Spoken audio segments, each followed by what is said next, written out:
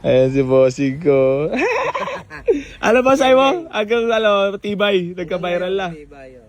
Kumbaga, simula nung nagsimula hanggang sa may nadating, hanggang nagkaroon ng trouble, pero hindi na hatak pababa. Sumaangat pa. Salamat, boss. Ayun na nakikita ko kay boss. Tulay lang supporters talaga eh. Since ano pa yun, mga balagbagang pa yung unit. Oh, pero nung una mo ako napalood, ipong sabi mo bibili ka talaga. Oo, yun. Sabi ko, balang araw makikita ko si Idol. Ilang years bago mo ako nakita? Tagal. Matagal kasi 2026 na kayo eh. Nakaipon na ako noon.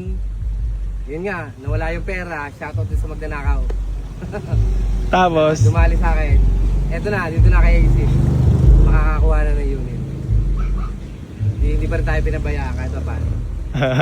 Solid na. Tutuwa lang ako mga boss. Kaya napapablog ako kasi si boss ay matagal na nakasuporta. Talagang alam niya na may hihilat-hihilat pababa sa'yo, no? Kapag nakikita ko maasenso ka, no? Ba't kaya? Siguro tingin ko baka inggit. Inggit talaga. Walang gamot, no? Pero hanggat wala ka naman siguro tinatapakan, may magtataas. Marami pa rin naman nagmamahal kasi talaga. Gumawa ka lang, yung gagawa ka lang na maganda, yun yung pinakamagandang magagawa mo. Yung, lalo pag yung kagaya ginagawa mo, nakakatulong ka na. Ngayon, talagang... nangangarap, magkaroon ng sasakyan. Marami ka na. Hindi ka naman na starstruck sa akin. Kanina, paglabang mo. Nung makita, nung palapit na ako, nakita ko si Idol. Puta, bigla ako kinabahan ah. Sabi ko, ito na ba yun? Parang yung ghost bomb ba? Parang kikilabutan, no? Kasi siyempre, iniidulo mo rin. Tapos nung makikita mo, ito na pala yun. Talagang boss, kita mo naman AC Garage, talagang established kahit pa paano, di ba? Tsaka hindi pa ganito dati pwesto, di ba? Ano masaya ba sa lugar dito? Hindi, okay dito. Kumaga, yung ambience, malamig. Relax. Grabe si boss, ang tagal na nakasubaybay sa atin, no? Talaga namang... Boss, ano masasabi mo at mayaman na si AC ngayon, kunwari? Congrats! Hindi, gano'n naman boss eh. Importante lang naman sa atin masaya. Wala naman kapalit na yung kayamanan eh, di ba? Versus sa masaya. Hindi na pera-pera ngayon. Oo. Kailangan natin kumita ng pera kasi yung kailangan natin, pera. Pero normal. Pero yung personality mo na babaguhin ng pera, yun ang masama, mabigla, Talagang masakit sa Saka baka hindi ka na AC, magsosolo ka na. Kaya nga. Wala na dyan si Junior.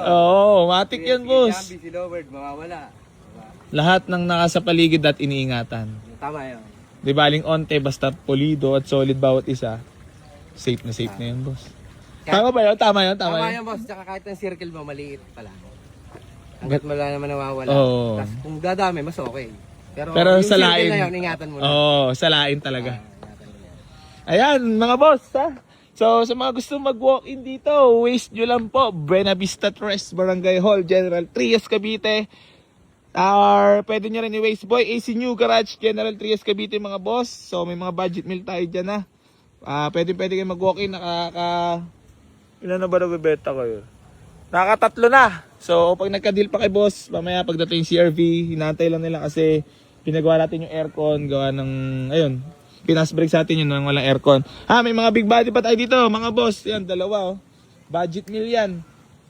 Lancer Cydia, Dimension, Bios, mga boss, So, maraming salamat po sa lahat ng patuloy na sumusuporta dito sa Boy AC Garage. Ayan, Walk in na!